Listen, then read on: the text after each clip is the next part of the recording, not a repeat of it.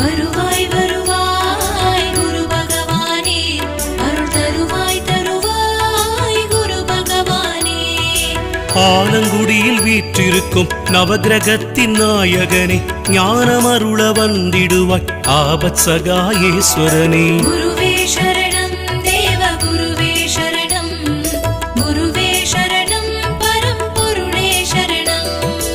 ஈசனருள் பெற்றவனே, அபயகரம் கொடுப்பவனே, எளியோர்க்கு எப்பொழுதும் துணையாக இருப்பவனே. குருவே சரணம் தேவ குருவே சரணம், குருவே சரணம் பரம்பொருளே சரணம்.